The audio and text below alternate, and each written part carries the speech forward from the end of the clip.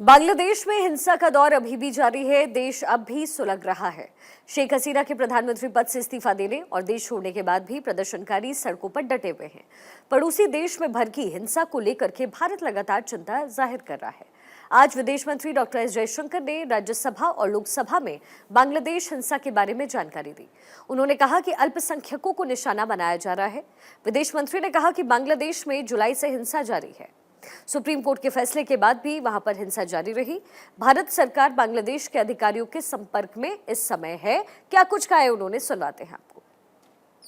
Our understanding is that after a meeting with leaders of the security establishment, Prime Minister Sheikh Hasina apparently made the decision to resign. At very short notice, she requested approval to come for the moment to India. We simultaneously received a request for flight clearance from Bangladesh authorities. She arrived yesterday evening in Delhi.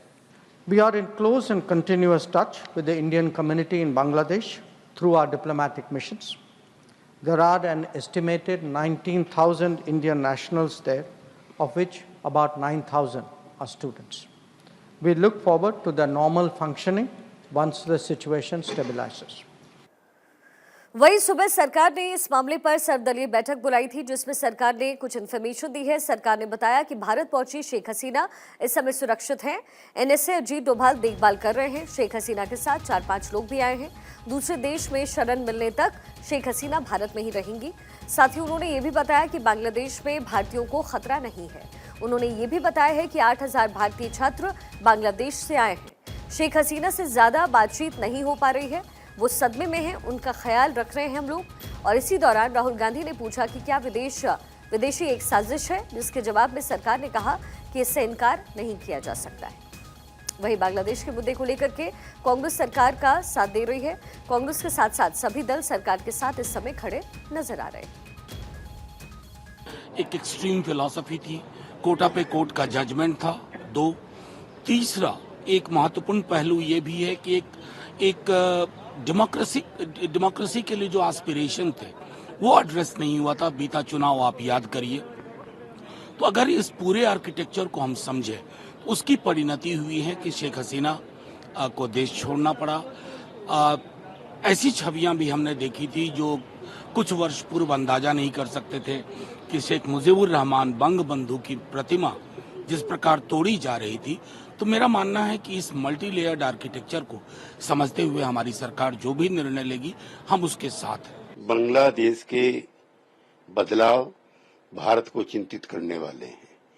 यद्यपि भारत की लोकतांत्रिक व्यवस्था काफी समृद्ध है, लेकिन उनके विरुद्ध जिस तरह से विद्रोह हुआ है और जिन ताकतों के हाथ में सत्ता आई है, वो खतरनाक लोग। भारत की जो समृद्ध लोकतांत्रिक व्यवस्था है वो पाकिस्तान, बांग्लादेश, म्यांमार, अफगानिस्तान इनसे भिन्न है। चाइना हमेशा भारत के रिश्तों के बीच में पैर अड़ाती रही है।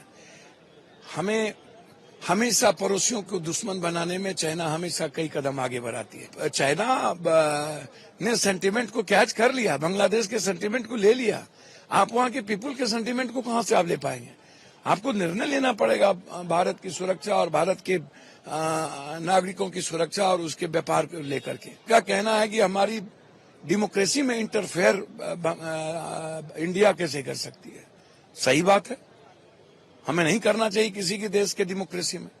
इस समय हम बांग्लादेश की जनता के साथ खड़े हों, यह जरूरी है। हिंदू और सिख, उनके कमर्शियल एस्टेब्लिशमेंट्स, उनके घर, उनके पूजा स्थान, मंदिर और गुरुद्वारे, उन पर भी हमला करके उनको नुकसान पहुंचाया गया है।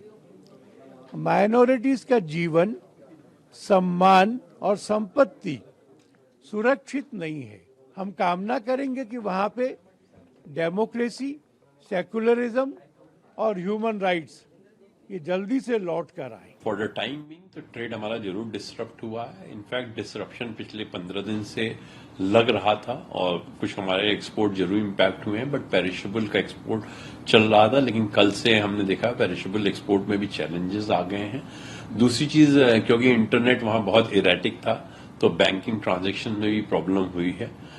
बट हम लोग को जिस तरह के फीडबैक आया है उससे लगता है कि ये प्रॉब्लम जो है वो 8 से 10 दिन में इसको रिजॉल्व हो जाना चाहिए, उससे ट्रेड ज्यादा इफेक्ट नहीं पड़ना चाहिए। एज ऑफ नाउ जिस तरह की इंडिकेशन है, हमें नहीं लगता कि ये ट्रेड हमारा डिसरप्शन थोड़ा लंबा चलेगा।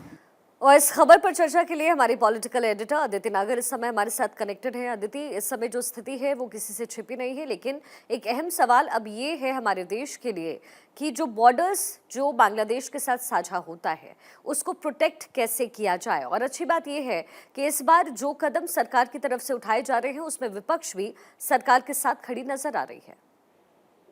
देखिए, अरे मैं पार्लियामेंट में मौजूद हूँ और अभी मेरे सामने जो गृह मंत्री का जो पार्लियामेंट का ऑफिस है वहां पर बैठक चल रही थी। लंबे समय से बैठक चल रही थी जिसमें खुद गृह मंत्री मौजूद थे, इसके अलावा NSA अजीत डोभाल मौजूद थे, साथ में जयशंकर जो एक्सटर्नल अफेयर मिनिस्टर है मौजूद थे और होम सेक्रेटरी मौजूद थे। इसके अलावा कुछ अधिकारी थे। बांग्लादेश के हालात के साथ साथ जो पोरस जो बॉर्डर है, बॉर्डर पे किस तरह के एक्शन लेना है, क्या किया जा रहा है। और जब विपक्ष भी अब जैसा आपने कहा साथ खड़ा है और ये अपने आप में देश की एकता और जिसे लोकतांत्रिक जो चीज है उसको दर्शाता है, लेकिन सबसे महत्वपूर्ण बात यह है कि अब जो सबसे बड़ी चुनौती है वो ये है कि सबसे बड़ी चुनौती यही है कि पहला जो बॉर्डर सिक्योरिटी को लेकर इंतजाम किए जाए, किसी भी तरह का इन्फिल्ट्रेशन, क्योंकि जब रिफ्यूजीज के नाम पर लोग आके खड़े होंगे तो ये नहीं कहा जा सकता कि इलीगल जो इमिग्रेंट्स हैं वो सिर्फ रिफ्यूजी हैं, वो रेडिकल्स भी हो सकते हैं। क्योंकि जिस तरीके से वहां पर जो सरकार का टर्मोइल हुआ और अब जब ये संकेत है कि रेडिकल थॉट प्रोसेस या एंटी इंडिया, क्योंकि जब पूरा जनवरी से लेकर अब तक का जो घटनाक्रम हुआ उसमें इंडिया को लेकर और शेख हसीना को लेकर तमाम तरीके के स्लोगन भी निकले। ऐसी स्थिति में अब सबसे बड़ी चुनौती, पहला अगर हम बिंदुवार बात करें तो पहली चुनौती ये है कि बॉर्डर को लेकर सिक्योरिटी हाई अलर्ट, इसके साथ साथ नाइट कर्फ्यू के साथ साथ किसी भी तरह का कोई भी इन्फिल्ट्रेशन जो है, इलीगल इन्फिल्ट्रेशन जिसमें कोई रेडिकल एंटी जो सेंटिमेंट है वो अंदर ना आ सके। क्योंकि आप देखें जो रेडिकल्स हैं वो ISIS बैक्ड हैं, तो ऐसी स्थिति में भारत बिल्कुल उसे अफोर्ड नहीं कर सकता।